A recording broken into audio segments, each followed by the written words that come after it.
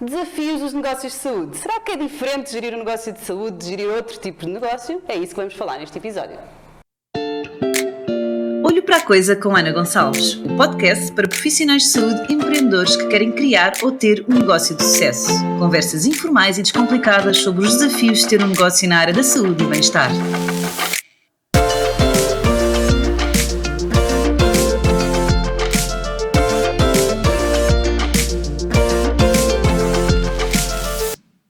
Bem-vindos ao episódio 100 do meu podcast Olho para a Coisa com Ana Gonçalves, episódio 100 aqui ao vivo, com poucas pessoas, mas as pessoas especiais e as pessoas certas para estarem aqui para celebrarmos o episódio 100.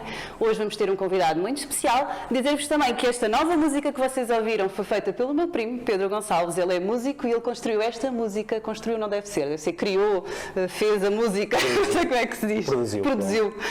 Tanto a música como a letra, portanto, tínhamos que dar aqui palco também a esta música e o episódio 100 é o episódio certo, não é? Para lhe agradecer também, e é muito importante para a minha família, e por isso também estar muito feliz de estar aqui a minha família comigo, a assistir a este episódio. Por isso, Luís Diogo, quem ele é? Tão esperado, ninguém sabia, era o convidado de surpresa, então mas quem ele é, não é?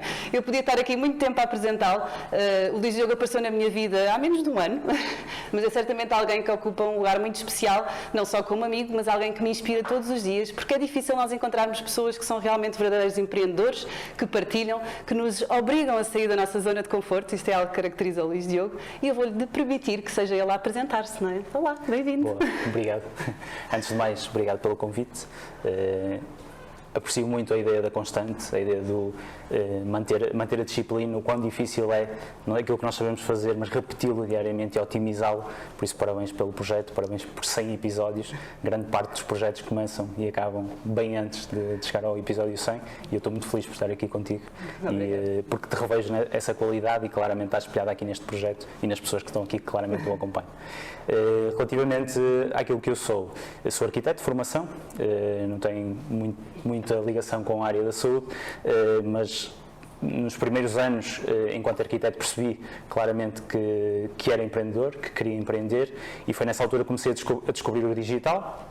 Começou-me a fascinar por onde a sociedade estava a caminhar e os espaços e as oportunidades que existiam naquela altura, e deixei tudo o que tinha uma posição incrível, brutal, deixei toda aquela segurança e dei um passo que foi muito difícil e esbarrei logo num primeiro grande desafio que correu muito mal, no meu primeiro negócio que correu muito mal. Mas podemos chegar aqui a contar uma história de sucesso, mas a primeira foi de sucesso, não é? Correu muito mal. E foi por isso que eu convidei, portanto. Foi muito bom. Correu muito mal e foi muito bom, porque me colocou literalmente numa zona onde me obrigou a reconstruir, a perceber porque é que aquilo tinha funcionado mal, e eu capitalizei em cima disso, investi as horas necessárias em cima disso, consegui felizmente recuperar, e foi nessa altura, mais ou menos nessa altura, onde eu já tinha uma série de negócios muito ligados a esta área digital, que eu vi o potencial na área da saúde e na área dos serviços, e quando toda a gente que eu admirava, toda a gente com que eu comunicava, que eram altas referências dentro do mundo digital, estavam a caminhar nas lojas online, nas infoproduções, eu percebia que ninguém estava a olhar para o mundo dos serviços, e isso fascinou-me. Era mais uma pergunta que ninguém sabia, então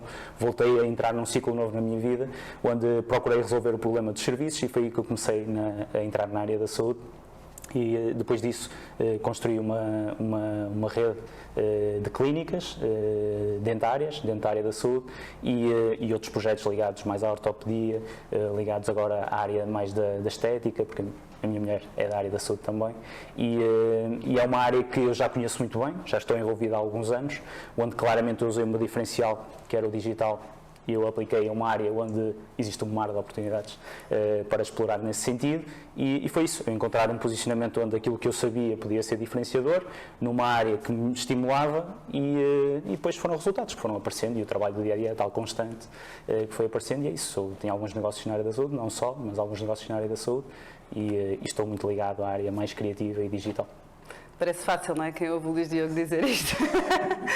Luís, já me explicaste porque é que decidiste ir para a área dos negócios de serviços. Na altura já estavas casado com a Rita, ela já tinha tido contacto com os profissionais de saúde. Como é que iniciou este primeiro passo? Ok, eu tenho uma ideia de ter um negócio na área da saúde, já percebi que quero ir por aí, e como é que se concretiza, não é? Como é que se dá aqui o primeiro passo? Sim, eu nessa altura já estava com a Rita, mas eu já tinha tido bastante relação, estou muito por dentro do meio, de várias especialidades dentro do meio da saúde, e eu já tinha alguma relação. Obviamente que a relação com a Rita acentuou ainda mais eu estar conectado com profissionais de saúde, mas nem foi isso que me disputou a ideia. Eu estava 100% focado na área das lojas online, porque as lojas online tinham uma capacidade muito grande de eu muito rapidamente conseguir levar um projeto, e na altura não eram projetos meus, eu trabalhava em cima de outros projetos, eles faziam-me chegar ao projeto e eu pegava do início ao fim e construía aquilo tudo, e era algo que eu dominava muito bem, já estava a entrar numa zona de conforto onde eu rapidamente podia capitalizar e construir um negócio de muita faturação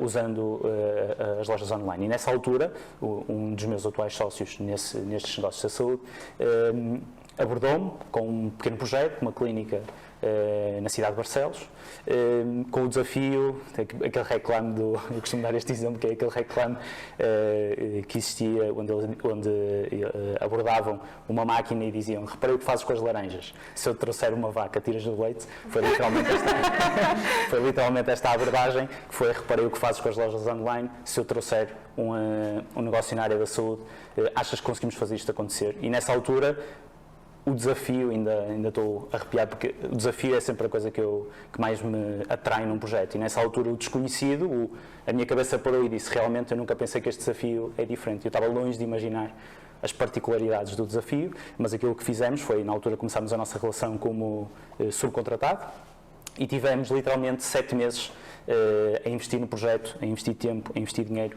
e aí uma confiança brutal do meu sócio, também deu muito para perceber o caráter dele, de tentarmos encontrar, e o grande desafio era: e se nós conseguíssemos atrair pessoas de todo o país para irem a Barcelos fazer um tratamento? O que ainda hoje parece parece uma utopia, mas a verdade é que nós tivemos 7 meses a entender e a aplicar a minha metodologia, a entender verdadeiramente e a resolver um passo de cada vez, a isolar sempre a variável, a resolver sempre um passo de cada vez. Lembro perfeitamente no dia onde nós tivemos aquele momento: ok, é aqui que está o problema, criámos a solução para esse problema, encontramos a solução para esse problema, e eu lembro que nos 3 meses seguintes nós muito rapidamente explorámos uma faturação extra de 100 mil euros todos os meses, nos 3 meses seguintes. Foi quase como se nós abríssemos a torneira e aquilo, depois tudo fluiu, e foi aí que eu comecei a fascinar e a dizer: realmente há aqui um espaço de oportunidade. Como é que é possível alguém que está no Alentejo está a perder espaço? O que é que nós temos que fazer para conseguir trazer alguém do Alentejo para ir a Barcelos, ou dos Açores para ir a Barcelos fazer um tratamento? O Barcelos é irrelevante, é para ir a algum lado que não aquela localização. E tem muito a ver quando nós olhamos para a saúde ou não olhamos para a saúde simplesmente como um tratamento, simplesmente como uma transação de algo. É muito mais do que isso. Normalmente está sempre associado a uma transformação, a uma resolução de uma dor. E essa transformação e essa proposta de valor, ela pode ser melhorada, pode ser transformada, e esse momento normalmente é um momento muito importante. A saúde está sempre associada a algo verdadeiramente importante na nossa vida, às vezes que não dá sequer para fugir, e nós aprendemos a construir e a melhorar o valor que existe, faz com que depois aquilo que nós temos para oferecer é incomparável no mercado. Foi isso que nós conseguimos na altura atingir, e foi aí que começou. Fascinou-me esse poder fazer a diferença no mercado com tal impacto como a saúde, e construímos a partir daí. Sim. Como é que foi a vossa escolha de abrir outra unidade? Porquê é que decidiram? Foi estratégico? Sim, foi estratégico porque, na minha visão, isto depois é quando, nessa altura, eu deixo claramente o papel de gestor de crescimento, não é? Que era o que estava a fazer, e passo a gerir o negócio mesmo. E nessa altura comecei a olhar para as movimentações que estavam na área da saúde. Eu sempre tive muita proximidade também com alguns grupos, com grandes grupos, sempre fiz uma assessoria à forma como eles cresciam, e via o quanto deles não exploravam o desconhecimento que eles tinham deste mundo que é hoje, não é aquilo que é o futuro, é literalmente hoje. Algumas das coisas, é hoje, não é? O futuro já está bem mais à frente. E eu via, e então isto era tudo espaço de oportunidade para eu poder capitalizar. E depois nasce muito de, quando nós definimos uma estratégia, temos de ter muita consciência das nossas limitações.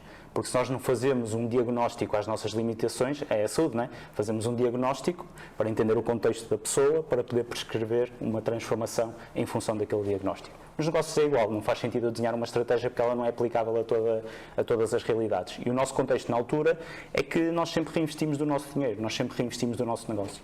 E isso obviamente permite algumas coisas, mas não permite tudo, não é? Nós não podemos simplesmente ambicionar um objetivo sem ter o investimento para poder acompanhar. Então, na limitação nasceu a nossa estratégia. E a estratégia, basicamente, existem 2 grandes modelos na área da saúde para crescer.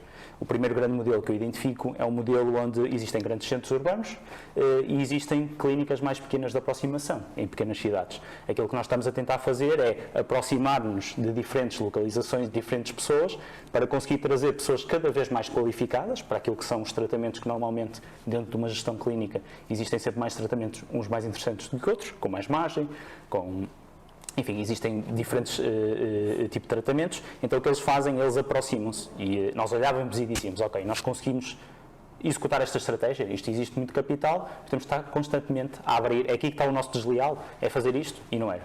Existia o segundo modelo, que era um modelo muito mais vertical, que era um modelo que usavam os grandes hospitais, que é, eu tenho uma estrutura vertical, aquilo que eu faço é usar o MGF, ou usar as urgências para fazer com que grandes massas se aproximem da minha estrutura, faço uma referenciação interna, sou multidisciplinar, faço uma referenciação interna e aquilo que acontece é que muito provavelmente estes serviços de entrada, chamemos-lhe assim, acabam por ser a âncora, que fazem com que as pessoas vão lá e a partir dali é que nós começamos a capitalizar e a construir ou a crescer de pacientes. Também não era o modelo que nós podíamos fazer, porque é um modelo que é altamente competitivo, dos mais competitivos, e normalmente quem está nas grandes estruturas, eu já estive próximos delas, percebo o quão agressivos eles são do prisma de investimento e o quão difícil é competir com esse multidisciplinar que acaba por ter um pouco de tudo.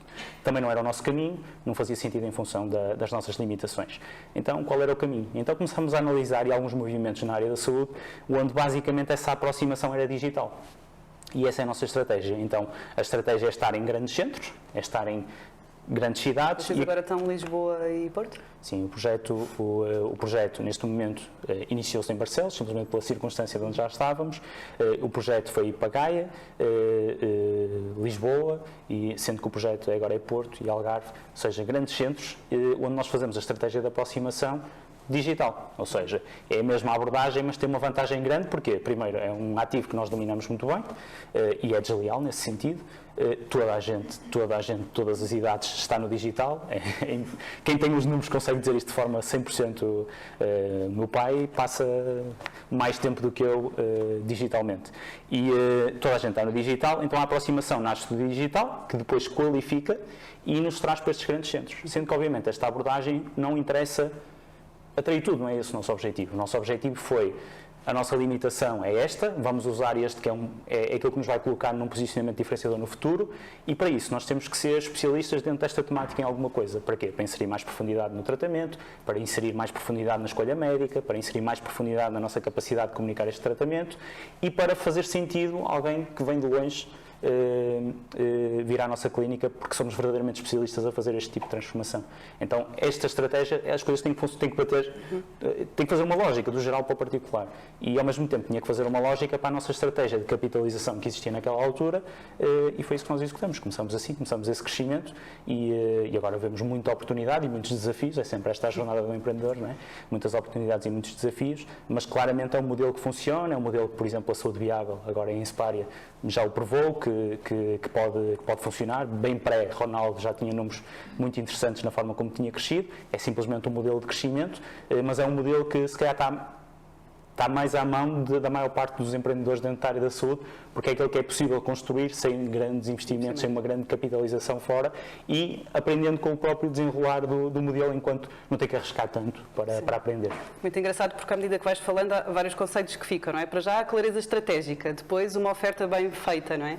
Depois o tentar aqui o tal especialidade, não é? Porque é um dos grandes erros que normalmente nós cometemos, quando abrimos uma clínica nós queremos ter clientes, não é? E é um dos grandes desafios do empreendedor, é o receio de não ter clientes, vai precificar mal, cobrar mal, fica ali sem frustração, não é? Vai poupar recursos porque depois não tem dinheiro para a recepcionista, não é? Nem para investir no digital, o que seja, e começa a diferenciar, não é? Diferentes serviços e não se torna diferenciado em nada, não é? Aqui a tendência da especialidade é muito interessante e depois o tipo de estratégia de crescimento que nós podemos adotar, não é? É muito interessante perceber que a maioria dos empreendedores não tem esta clareza e por isso é que muitas vezes as coisas não correm bem. Luís, podes-me dizer, se não for inconveniente, qual é que é o valor de investimento mensal que vocês fazem no digital? Neste momento, na marca, na área da dentária, a nível de anúncios só, ou seja, anúncios. pura performance.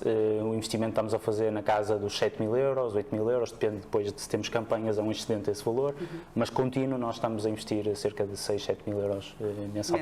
Neste momento não faz sentido investir mais porque a nossa capacidade produtiva é limitada face à nossa capacidade. Sempre tivemos este problema, sempre tivemos mais pessoas para servir do que capacidade de servir, até porque depois entra na outra ótica da gestão clínica, emocional, pessoas, profissionais, enfim, outro jogo, e aí é preciso ter uma boa base, uma boa estrutura, uma boa cultura. Pessoas, a gente se ri, pronto. É um negócio de saúde, se não quiserem pessoas podem sair. Se alguém quiser pacientes eu tenho, se quiserem pessoas é difícil. Sempre foi este o nosso problema e é por isso que também não faz sentido investir mais, é sempre esse é o maior desafio na área dos serviços locais, na área da saúde, o maior desafio é esse, é acompanhar, ou seja, o digital traz o outro problema, não é? É acompanhar a capacidade que existe de demanda, porque simplesmente eu rodo Portugal, sei lá, num ano eu rodo Portugal 13, 14 vezes, então não é, obviamente não impacto constantemente as mesmas pessoas, mas tenho a capacidade, então isto significa que mesmo com um orçamento realista, ou para a nossa realidade, é possível chegar a muitas pessoas, então o desafio provoca um desafio depois no crescimento, mas é mais Agora ou menos a pergunta que nós fazemos é, com 6, 7 mil euros, quanto é que tu geras de receita direta do investimento? Podes fazer em percentagem? Sim, nós temos nós temos um custo nós já estamos numa fase onde temos a máquina muito oleada, nunca arriscámos isto no início, nem faz sentido, vai-se aprendendo, mas nós temos um custo por primeira avaliação na casa dos 85 euros. Temos um custo por cada novo paciente na casa dos 320 euros e depois temos um ticket médio na casa dos 4.200 euros. Okay? Na realidade, muito interessante, para os fisioterapeutas que estão aqui a cobrar 30 euros a sessão. Mas atenção, isso é estratégico, okay? Porque na construção da oferta tem muito a ver com a segmentação, com o que queremos fazer, porque é possível funcionar, porque também temos que ter em consideração que se calhar pagamos mais por avaliação, pagamos mais por novo cliente, porque na realidade estamos a tentar qualificar muito melhor o tipo de cliente que estamos a atrair. Tudo funciona desde que os números consigam justificar. E a lógica aí está muito associada a quando nós construímos essa oferta. Nós nunca podemos achar que é a tabela de preços. Nós vamos lá com a tabela que a ordem nos entrega, ou no nosso caso, não é? Aquela tabela de ordem, ela existe, ela tem que ser cumprida, mas na realidade uma transformação é muito mais do que isso. Uma transformação é emocional, é física, é muito mais do que isso. E as pessoas querem dar um passo seguro, isso eu tenho a certeza, as pessoas querem dar um passo seguro. E aquilo que nós temos que criar condições é como é que eu posso melhorar o meu atendimento, não é? Porque é que eu fui ao maravilhoso hotel que aqui o staff me ajudou a providenciar e me colocou esta experiência incrível e eu cheguei lá e a primeira coisa que aconteceu foi a pessoa que estava na recepção, saiu do balcão, acompanhou-me, foi mostrar toda a experiência do hotel, teve literalmente 20 minutos. Não foi uma noite, a transação não foi uma noite, foi claramente uma experiência e é por isso que o valor está associado à minha percepção de valor, não está associado ao valor intrínseco que aquilo tem e é por isso que deixa-se vender, porque se eu quisesse vender consultas a avulso, também existe dentro da nossa área, simplesmente nós trabalhamos a percepção de valor em vez de trabalhar a transação. E quais são as diferenças? Tens uma grande experiência em diferentes áreas diferentes de negócios, não é? Quais são aqui assim, as especificidades dos negócios de saúde que tu identificas? O que é diferente nos negócios de saúde que não é na arquitetura ou no tipo de negócio? Primeiro, é muito particular o serviço, ou seja, o serviço tem múltiplos layers de complexidade. Do nosso contexto, na área da dentária, que é a área que eu conheço melhor, mas na área da ortopedia é igual, existem muitos layers e não há como não entregar um bom produto, um bom serviço. Isso é esquecer, é construir para falhar. Não há como não investir num bom produto. E investir num bom produto na área da saúde tem múltiplas variáveis. O ser humano, por si só, gera grande parte delas, nem só estou a falar na relação com o cliente, porque aí é praticamente igual em todos os negócios. Mas na área da saúde gera esse desafio, o que obriga a uma mão de obra cada vez mais qualificada, a um detalhe cada vez maior, uma gestão do consumo muito particular, porque de repente diferentes elementos afetam aquilo que é o resultado final, e esse é claramente um desafio. Okay? É essa gestão desses subcontratados, porque na maior parte das estruturas os profissionais, os médicos no nosso contexto são subcontratados e isso é uma gestão muito complexa. Depois, outro desafio, são tudo desafios, não é? Porque também há outros modelos que têm outras vantagens. Outro desafio acaba por ser o crescimento, que era aquilo que eu falava, que é verdadeiramente existe um mar de oportunidade, Eu nem consigo... Vai toda a gente sair daqui, vai toda a Eu não gente consigo fazer anúncios transparecer para o quanto a oportunidade existe, não está a ser explorada nem pelos grandes players na área digital. Isto significa que muito rapidamente alguém que consiga solidificar uma estratégia a médio e longo prazo digital vai gerar um problema de crescimento, que é, ok, eu tenho estas pessoas todas, eu tenho mais de 3.000 pessoas a entrar todos os meses dentro do meu ecossistema, como é que eu resolvo isto? E isso gera parece incrível, mas não é. Gera um desafio muito grande. Se vendesse canetas, não era mais fácil Era mais produzir fácil. a caneta. E aqui há a gestão do tempo, há entendermos que o tempo de consultório é uma variável muito importante a olhar neste negócio, a maximização do valor por hora num consultório é muito importante e isto não é só afeto pelo número de procedimentos que nós fazemos, é afeto no tipo de procedimentos que nós fazemos, é afeto no tipo de especialista que nós lá colocamos. Então todas estas variáveis obrigaram-me obviamente a mim a entrar num mundo completamente novo e são os maiores desafios que eu encontro dentro da área da saúde. E qual foi assim a tua maior vitória? Se calhar ali quando ligaste a torneira, mas como é que tu sentiste que tipo estou a concretizar e validaste que realmente isto era um negócio interessante? A maior vitória foi mesmo aquela primeira impressão. E porquê? Porque eu vinha habituado de um ecossistema, o meu mote é gerir sem egos. A minha opinião não interessa, a opinião do meu sócio não interessa. É irrelevante, ok? É simplesmente uma opinião que insere uma variável, siga a medir, siga a testar e perceber se isso funciona. Então eu sempre consegui tomar decisões em função dos números.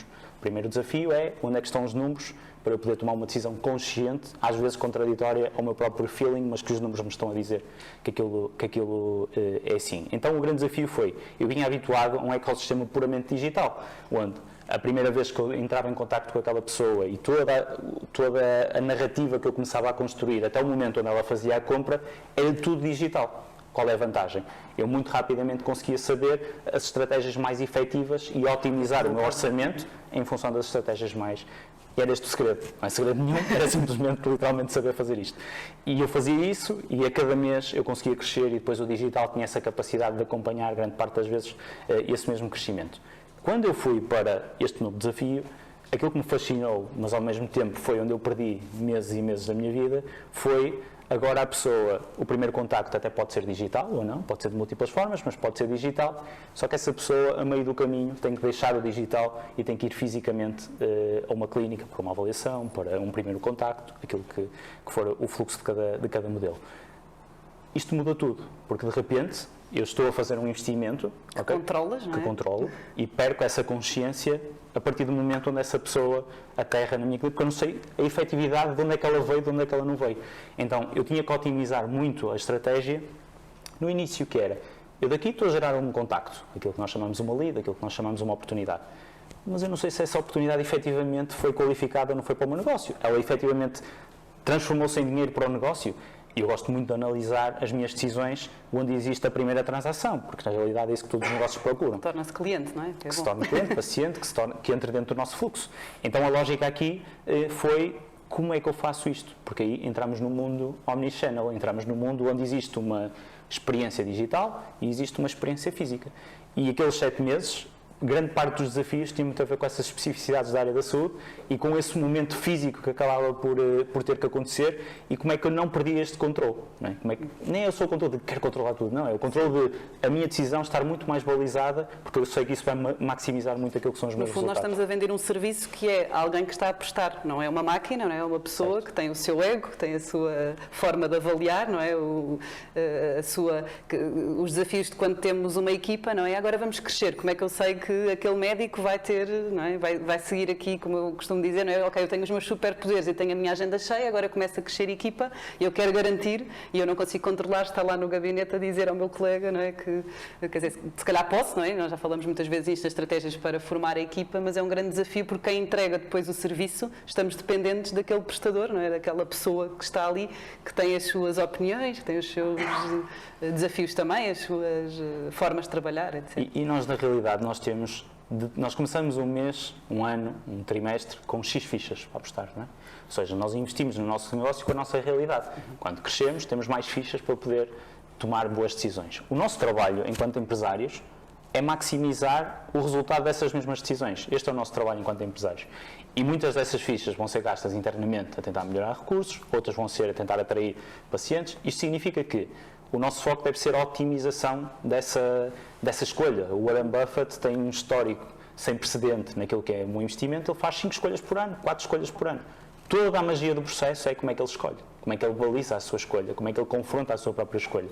O digital entrega-nos isto. Esta é a grande vantagem, é que entrega as tais balizas onde nós não precisamos de ir só pelo feeling, nós temos esses argumentos.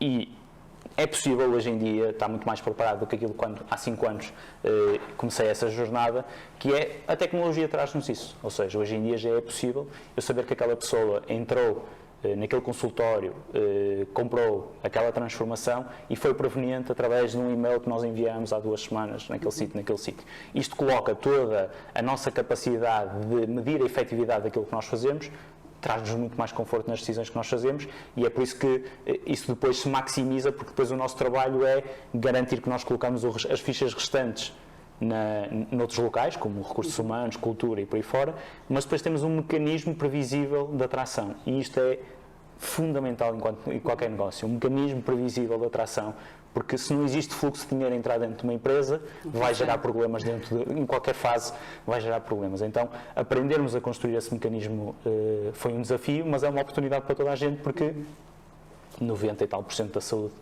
ainda não está lá, ainda não está a responder verdadeiramente a essa oportunidade. Tu, enquanto empreendedor na área da saúde, também tinhas aqui um background e um conhecimento diferente, não é? Normalmente o que é que acontece? Temos o profissional de saúde que abre o seu negócio, que é muito bom na entrega do serviço, mas que não tem a estratégia de pensar na oferta, de tentar na atração, de pensar de como é que vai melhorar, não é? Portanto, e estes são os grandes erros e as dificuldades, não é? Que nós tentamos, somos muito bons profissionais de saúde e se queremos ser só bons profissionais de saúde, podemos trabalhar numa estrutura qualquer, não é? Quando passamos para o chapéu de empreendedor, não é? Tomamos aqui decisões e há algo muito interessante que falaste no teu discurso, que é o síndrome do objeto brilhante, que é, ok, como é que eu consigo, não é? Nós, enquanto empreendedores, vocês não sabem quantas vezes ao dia que eu tenho ideias de coisas, não é? E ainda não posso falar com o Luís Diogo, às vezes costumo dizer, não posso jantar ao pé dele, que nós saímos sempre lá com uma ideia de um negócio, não é? Que acaba no dia seguinte. Está bem. Exato. Portanto, é bom, portanto, nós sonhamos, depois não, volta lá, não é? Isto não, e esse é o grande desafio, e tu dizes uma coisa muito engraçada que para mim faz muito sentido, que é a importância dos nãos. E os nãos são mesmo uma oportunidade para nós dizermos os sims e estarmos preparados para os sims. E acho que isto é um grande ensinamento que nós temos muita dificuldade, que é convidam-me para eu expandir, convidam-me para eu ir fazer não sei o quê, convidam-me, vem alguém até com uma ideia para fazer um novo serviço na minha clínica. E nós acabamos por este síndrome do objeto brilhante, não é? No sentido em que vemos alguma ideia que achamos que vai ser mágica e estamos ali muito empolgados, temos muita limitação de termos esta clareza, este foco, não é? As 4 boas decisões, não é? Ou 5 tomar ao longo do ano, nós tomamos muito mais decisões, não é? Nós desfocamos-nos completamente daquilo que é essencial, por isso é que também é muito importante em janeiro ou em dezembro, não é? Eu planear o ano, eu saber o que é que eu pretendo, não é? O que é que é um caráter, o que é que me garante o sucesso a 31 de dezembro de 2023? Eu ter essa clareza, não é? E ir tomando decisões de acordo com esse caminho, não é? Não quer dizer, obviamente, nós temos de ser flexíveis, há coisas que acontecem e que são importantes e que temos que agarrar essa oportunidade. Mas é um grande desafio e é uma das coisas que a maioria dos empreendedores nos dizem, que é a necessidade de aceitar tudo, não é? O não conseguir dizer que não e achar sempre que quando estamos a dizer que não, estamos a perder a oportunidade, não é? Quando no fundo é completamente ao contrário, não é? Eu ter a clareza de dizer que não, eu estou a ganhar oportunidade e espaço para estar preparada para um sim que seja realmente efetivo. Essa foi uma das aprendizagens que tive contigo, tive muitas vezes. Até porque ela é, na minha ótica, o maior ingrediente do sucesso é isto, que é um não é uma decisão, um sim é um compromisso, não é? Se eu dou múltiplos sims, eu estou a assumir múltiplos compromissos ao longo deste tempo e todos temos 24 horas e por muita otimização, a capacidade de otimização que nós temos em função do nosso tempo, ele é limite. Okay? E depois isto nasce de uma percepção que é onde é que é gerado o valor. Nós somos empreendedores, nós temos que ter uma consciência de que estamos a criar um ativo para nós, para a nossa família. Em primeira instância, nós somos investidores. Nós estamos a investir capital, tempo, o que for, numa expectativa potencial de retorno e transformar esse retorno naquilo que é a qualidade dos nossos filhos, a qualidade da nossa família ou dos projetos individuais que cada um tem. Isto significa que o nosso trabalho é olhar em primeiro lugar, eliminar a vertente emocional e dizer onde é que eu posso maximizar as minhas hipóteses de sucesso, as minhas hipóteses de retorno. E se nós olhássemos assim para um negócio, nós rapidamente íamos entender que o dinheiro está em fazer a mesma coisa múltiplas vezes, cada vez melhor. Não está em fazer múltiplas coisas, muitas vezes, de forma completamente diferente. E isto significa que o custo para determinar uma fórmula é enorme. E cada vez que nós encontrarmos uma fórmula, o nosso trabalho em justiça com o investimento que nós fizemos lá à frente, é multiplicá-la, é otimizá-la. Não é tipo, agora já descobri, vou descobrir outro. Certo. E é essa situação que nos coloca sempre numa novidade. O Warren Buffett é uma boa pessoa a analisar, porque ele é empreendedor em primeira instância, ele é investidor e tem um track record gigante de múltiplos anos. E numa das perguntas que eles lhe perguntavam foi porque é que ninguém usa a tua estratégia para ficar bilionário? E ele responde porque ninguém quer ficar rico devagar. E tem muito a ver com isto, que é, ele faz exatamente a mesma estratégia. Aliás, eu li a biografia dele, que é assim, okay? E eu adoro ler, sou compulsivo, e que sacrifício, porque a vida dele é sempre igual, sempre igual, sempre igual, sempre igual. Ele só otimiza as decisões. Aliás, ler o livro já é uma prova de resiliência, não é? É isso. Não, a maior lição do livro desde a primeira página à última, é sempre a mesma coisa. Okay? Essa é a maior lição do livro. E esse estímulo que nós criamos coloca em causa o retorno potencial daquele negócio, coloca em causa o tempo que nós temos para a família e coloca em causa o facto de eu ter decidido ser empreendedor. Porque eu decidi ser empreendedor para aumentar a minha renda mensal, para conseguir investir, aplicar no próprio estilo de vida, como nos próprios ativos da minha família, para com isso ter mais segurança, sendo que segurança associada com o empreendedor, mas para com isso conseguir construir alguma coisa que me permita ter um estilo de vida que eu desenhei. Então, essa é a vantagem de ser empreendedor.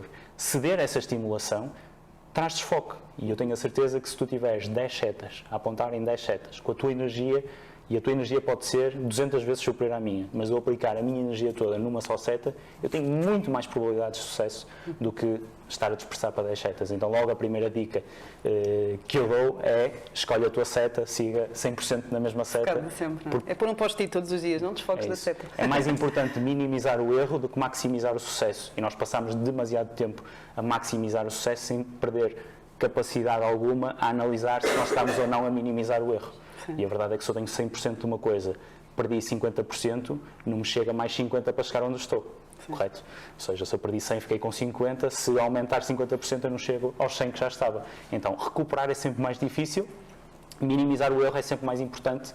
Logo, o síndrome do objeto brilhante é a primeira coisa a trabalhar para eliminar da equação. Vou fazer aqui um tipo Alcoólicos Anónimos, podemos ver eu também entro nesse objeto grupo, brilhante. Eu também entro nesse grupo, porque isto é um confronto diário. Sim. De vemos a oportunidade, vemos a capacidade de executar, vemos o investimento com capacidade para o fazer, mas mesmo tendo estes ingredientes todos, são sempre muito mais os nãos do que os sims que nós temos que dar.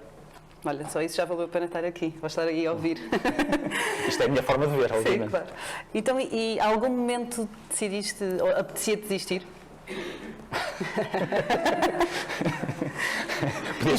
Podias fazer a pergunta ao contrário. Em algum momento apeteceu de continuar? E se sim, qual foi a sua estratégia? O que é que fizeste para que... Houve momentos complexos. Aliás, por exemplo, o momento onde eu falhei foi dos momentos mais confortáveis que eu tive na minha jornada, porque nessa altura, pior do que a situação que eu estava, era difícil. Então, eu sentia muito conforto, que é, para baixo já não dá, então só dá para ir para cima. Então, normalmente, os momentos mais desconfortáveis é onde eu assumi mais risco. E, efetivamente, uma das grandes preocupações que nós temos que ter enquanto empresários é aprender o que emocionalmente é difícil de lidar, é aprender a isolar a nossa vida pessoal do nosso mundo empresarial. E aprendermos a isolar esse risco é mesmo muito importante. E houve uma altura onde eu tinha muito risco assumido e pouco bloqueio da minha vida pessoal.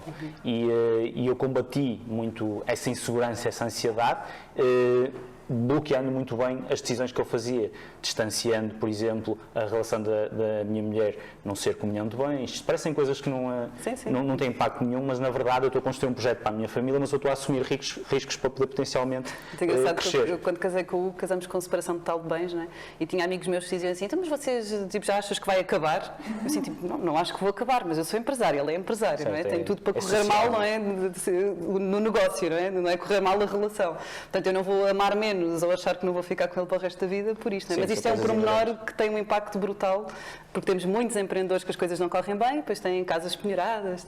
Porque isso não é insucesso. Ou seja, o meu conhecimento acumulado é cada vez maior, eu faço um investimento enorme, eu tenho um track record muito interessante, eu já geri muito dinheiro.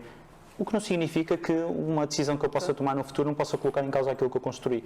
E eu, nessa altura, eu simplesmente não tinha uma estratégia pessoal que me permitisse, primeiro, garantir que o meu trabalho nos negócios é risco, o meu trabalho nos todos os outros investimentos é simplesmente mais seguro, sendo que existe essa conotação, mas não exige nem tempo, porque o tempo tenho que dedicar ao meu negócio, mas essa estratégia de nós olharmos para a nossa equação, nós só somos empreendedores. Não, nós somos empreendedores para aumentar a nossa renda mensal, para com essa renda mensal fazer boas aplicações e com isso poder ter alguma segurança nesse nível de vida e tentar bloquear a passagem que existe. Porquê? Porque isso vai nos fazer estar mais confortáveis no papel de empreendedor, poder assumir mais risco do papel de empreendedor e nem sempre ter que recomeçar do zero, porque simplesmente temos uma série de ativos que estão a trabalhar para nós e que nem têm inerência na nossa decisão. Não é a nossa decisão que vai influenciar o sucesso ou o insucesso desses mesmos ativos.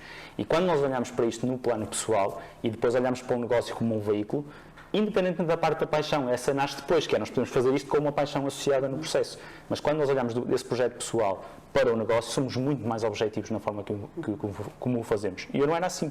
Foi um processo de aprendizagem e nesse processo de aprendizagem houve muito desconforto que eu tive que assumir, porque eu sentia um choque, eu sentia poder colocar em causa aquilo que era a minha vida pessoal e isso matava-me, nem era o risco que eu estava a subir, porque eu tinha esse perfil dentro dos negócios. Era uma pressão a dobrar, não era a pressão do risco. E ela às vezes também existe, obviamente, mas cada vez mais eu sinto que eu estou a conquistar um papel onde eu estou completamente isolado nessa equação e se as coisas correrem mal, é uma aprendizagem, eu tenho a certeza que eu tenho a capacidade de voltar a construir, mas em nada pus em causa a minha mulher, a minha filha e aquilo que é o meu património.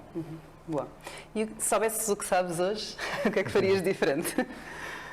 Boa. Então, coisas que são importantes, na minha opinião.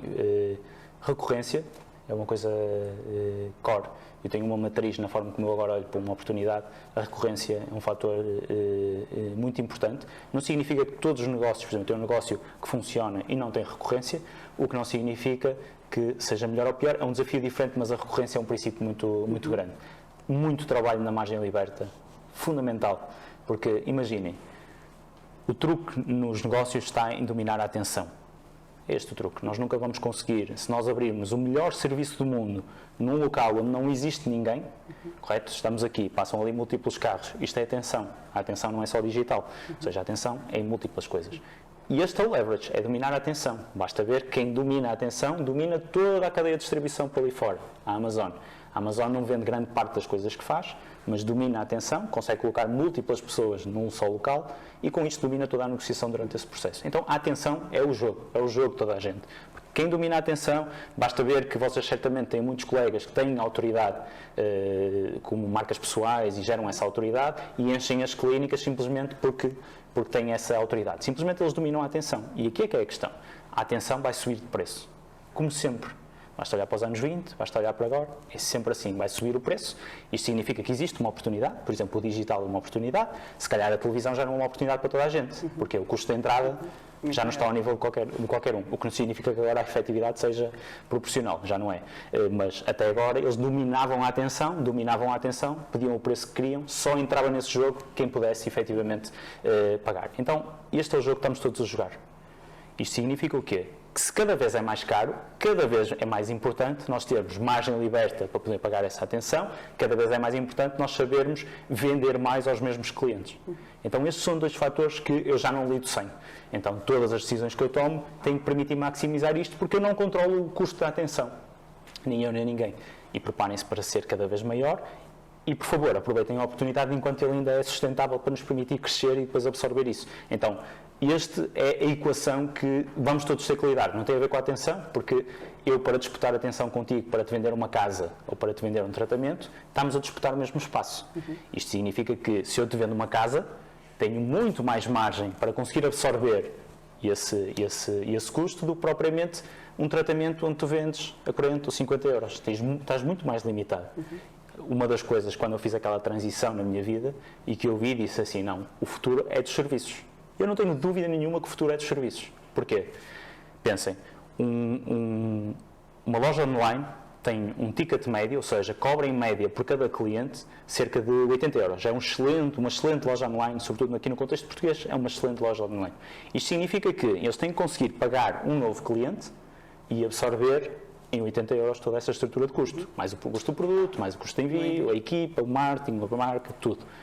E eles até podem vender múltiplas vezes, mas aquilo que é o dinheiro em média que cada cliente gasta anda ali na casa dos 120 euros, correto?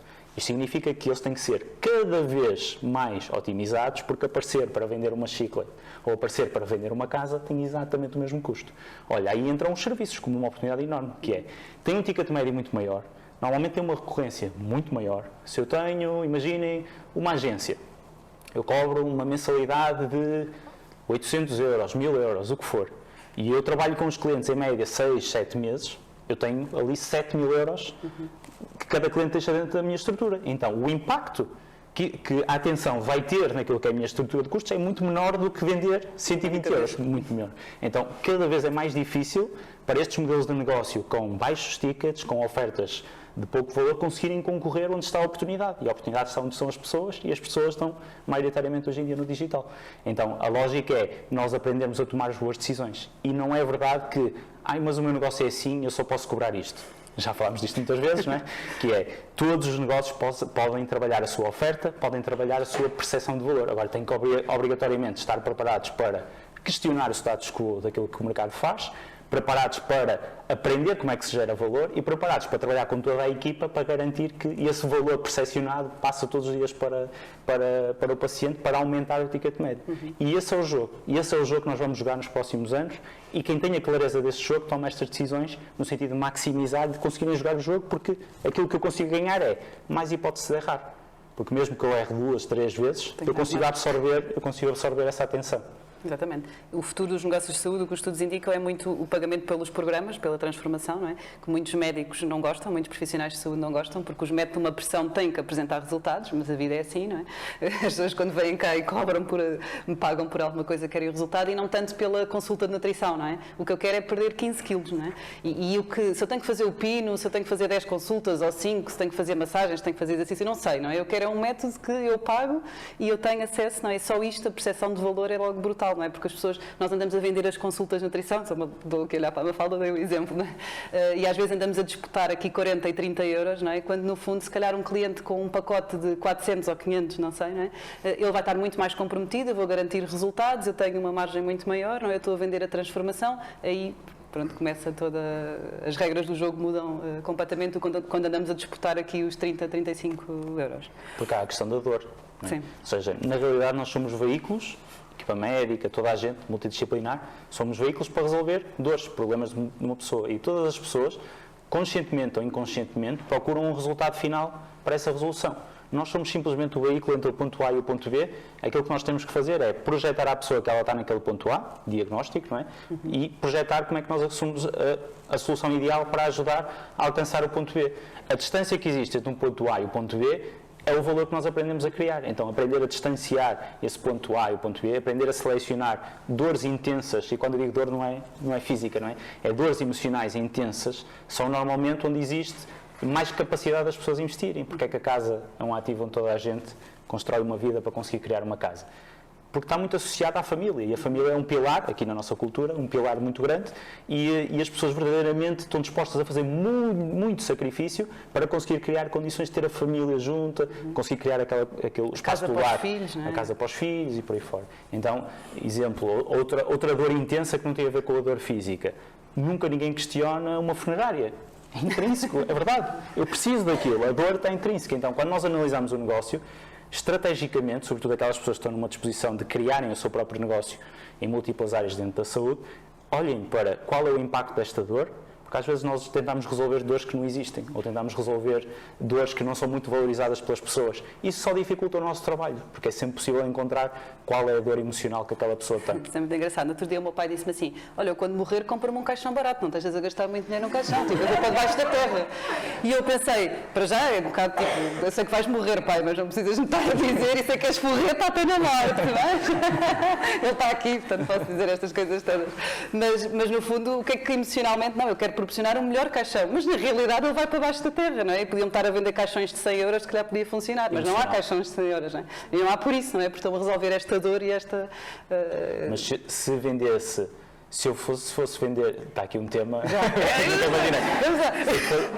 se eu te fosse vender o colchão nesse veículo, tentar vender as características técnicas desse colchão, não é aí que está o valor. O valor está no caixão, exatamente. Sim. O valor está no valor percepcionado que tu tens. Sim. Está no valor de, muito provavelmente, tu vês nesse ato uma devolução de toda a entrega que aquele familiar acabou de te entregar a ti. Então, se não trabalhas este veículo emocional, tu vais trabalhar a transação do valor material. E as pessoas não compram esse valor material. Sim. As pessoas compram uma resolução para a sua dor emocional. Exatamente. E isto é o que nós fazemos em todos os negócios e na saúde não é específico. Em específico não é por cima, a dor da saúde normalmente é grande. Exato.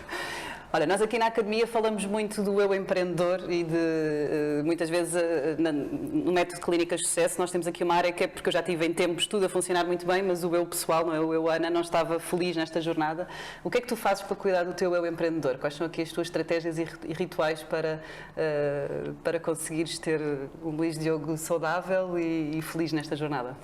Boa, isso acho que é uma estratégia sempre em otimização, mas eu tenho aqui algumas âncoras que me inserem muita estabilidade emocional e é isso que eu procuro, não é? Porque eu sinto que estou a jogar o jogo da minha vida, isso é uma coisa que eu há muito tempo, é isto que eu gosto de falar, é este tipo de conversas que eu gosto de ter, é com este tipo de pessoas que eu normalmente me tendo a relacionar e eu noto isso pelo entusiasmo que isso me proporciona. Então essa identificação foi muito importante porque eu, a partir desse momento passei a potenciar em vez de restringir. No entanto, é preciso higiene no nosso dia e eu uso aqui algumas âncoras, como por exemplo, eu acredito na profundidade do trabalho, eu não acredito em prolongar algo durante muito tempo. E eu, para resolver, eu só preciso de criar condições de eu ter tempo para resolver grandes problemas. Por isso eu consigo resolver um grande problema por dia. Eu tenho 200 e tal grandes problemas, já a contar que não trabalho a fim de semana, não? Eu tenho 200 e tal grandes problemas que eu resolvo. E não há nenhum negócio que tenha 200 e tal grandes problemas. Então, uma das coisas que eu aprendi a cultivar foi a capacidade, e a bloquear, foi a capacidade de foco que eu consigo encontrar em cada tarefa. E eu normalmente não, eu bloqueio toda, é muito difícil marcar reuniões comigo de manhã, porque eu bloqueio completamente a minha agenda. Eu provoco esses momentos propositadamente da parte da tarde, porque isso permite-me ter a liberdade para explorar determinado problema com profundidade e quando eu encontrar uma solução, eu garanto que eu distanciei-me do problema, analisei aquilo de várias perspectivas, eu garanto que eu equacionei determinadas variáveis para garantir que aquele problema está bem balizado e quando eu apresento essa equação, isso funciona muito bem. Então isso foi claramente uma coisa que impactou a qualidade da minha vida e eliminar um pouco do stress e da ansiedade que é estar à frente de um negócio. Outra coisa que ajudou muito, são tudo pormenores, não existe mas são tudo pequenas coisas, não é? Outra coisa que me ajudou muito foi a transitar para uma comunicação assíncrona, uma comunicação onde eu consiga construir contigo sem necessariamente estarmos a ter os dois no mesmo espaço, os dois no mesmo momento, os dois numa comunicação ativa. Então, eu posso estar aqui uma semana que muito dificilmente o meu telefone vai tocar. E isto não tem a ver com a questão da dificuldade de acesso, tem a ver com existe um canal que foi criado propositadamente onde os problemas vêm ter comigo e os meus problemas vão ter com as pessoas e eu no meu tempo, o colaborador no seu tempo, toda a gente respeita este processo assíncrono, conseguimos resolver e estar concentrados a resolver. Então sou eu que decido o momento ideal do meu dia para responder ou para comunicar, são as pessoas que estão do lado lá que decidem o seu tempo do dia para conseguir fazer. Isto é cultura, mas para mim é um ponto muito importante porque isto elimina o invadirem. Seres bombeiro, não é? Toda a gente. Às vezes isto fazer com o colaborador é terrível. Nós não temos consciência do que estamos a interromper. E se cada pessoa demora 20 minutos até entrar no estado de flow que lhe permite resolver aquele problema, significa que ele vai ter que voltar a dedicar 20 minutos àquilo e muito provavelmente vai ser interrompido. Então é por isso que nós entramos neste loop diário, parecemos ratos à volta de uma enfim, a rodinha dos ratos, a rodinha dos ratos sem conseguir resolver nada. Então isso ajuda muito a bloquear. E depois é ler. Eu se não leio, eu sou insuportável. Então ler é tipo... Eu sei que cada colega disse assim, eu para o ano, quando nós falámos do ano passado, ele disse assim, para o ano eu só quero ler, era 12 livros, era? Este ano só vou ler 12 livros. Só vou ler 12 livros. Porque qual era a tua média? Queres partilhar? O ano passado foram 24, mas já tive anos onde li mais de 50 livros. Sim, mas isso é bom e é mau. Claro, tem o lado bom e o lado mau. Mas é um momento, é porquê? Porque é um momento de escape para mim. Ou seja, eu consigo estar completamente absorvido dos meus problemas e isso ajuda muito. Bom, depois, além disso, agora, para melhorar a minha qualidade de vida, proximidade com esta fase da minha filha, que está a ser incrível, ela nasceu há 10 meses, está a ser uma nova fase de adaptação, e eu poder ter o privilégio de estar próximo dela, a acompanhar essa fase, essa transformação, melhorou imenso a minha qualidade de vida, mas se eu não tivesse essa preparação prévia para poder aproveitar esta fase, eu estaria no caos, não é? E era mais uma frustração, não é? Aquilo que nós sentimos que já não servimos bem ao nosso negócio, já não servimos bem. 70 pessoas a reportar a mim diretamente, eu muito dificilmente não ia conseguir dar essa resposta. Então tem muito a ver com nos conhecermos, perceber onde é que nós somos mais ou menos produtivos, aprendermos a bloquear aquilo que é emocionalmente o que nos desgasta, como por exemplo, eu só pego num telemóvel 11 da manhã, por aí fora.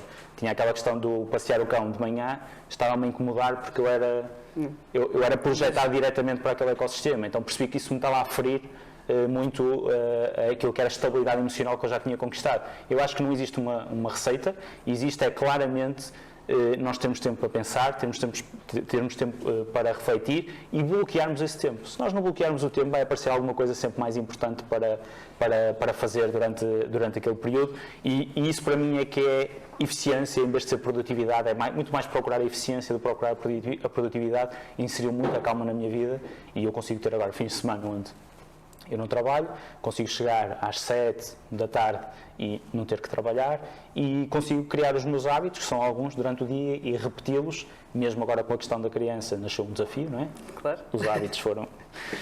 tipo dormir 8 horas. Sim, isso já nem falo de dormir, mas a minha manhã, que era muito, muito metódica, eu encontrava no caráter metódico o meu porto seguro. Okay? Eu adorava os meus dias serem incrementos de 1% literalmente, onde eu ia otimizando o meu dia e eu sentia-me muito tranquilo a dominar a minha própria decisão. A minha filhota nasceu, agora ela domina, depois quando existe o tempo para mim eu controlo. Isto está a ser uma dinâmica desafiante agora nesta fase, mas é tudo adaptação. Agora estou a aprender a não me privar de estar com ela, ao mesmo tempo que consigo respeitar esses processos. Sim, e isso ajuda muito. No fundo, nós somos também aqui os comandantes da nossa vida, não é? Somos nós que decidimos o que é que fazemos com o tempo e muitas vezes quando não decidimos, o tempo decide por ele, não é? Esse é o maior benefício do empreendedorismo, que é aquele que a maior parte das pessoas não usufrui, porque depois coloca exatamente no processo inverso, que é funcionário do seu próprio negócio. Sim. Luís, como é que nós podemos te encontrar? Vieste agora para o online, para o digital, ajudar outros empreendedores? Hoje em Torres Vedras. No digital, quem está a ouvir aqui no podcast, a ver no YouTube. Então, uma das coisas que eu mudei, eu sempre fui muito backstage durante estes anos todos, sempre foi nas operações e em fazer acontecer que eu encontrei o meu mundo, mas no último ano eu senti uma necessidade de expor algum conhecimento que eu tinha acumulado e senti que nessa partilha eu era mais preenchido. Então foi aí que nessa jornada nós também nos conhecemos e isso claramente nasceu em mim uma percepção de que havia aqui algum... eu tinha que me obrigar a partilhar mais. Eu senti verdadeiramente que eu beneficiava com isso e eu gostava desse desconforto que eu gerava nas outras pessoas. Então foi aí que, de um dia para a noite, eu disse, ok, então vamos construir aqui um projeto sólido. Como qualquer projeto que eu entro, tem que ser um projeto com objetivos muito claros, porque senão eles vão se sobrepor à minha família e isso para mim é não negociável. Então foi um projeto claro, desenhado, que nasceu no ano passado, que é a Mini NASA. É a forma de eu me expressar que eu gosto de estar rodeados com pessoas que me gerem um desconforto também. E essencialmente no Instagram é uma das formas onde eu partilho diariamente algumas reflexões, alguns desafios que eu vou passando, e agora o projeto deste ano é a criação de um canal de YouTube muito direcionado para esta área dos serviços.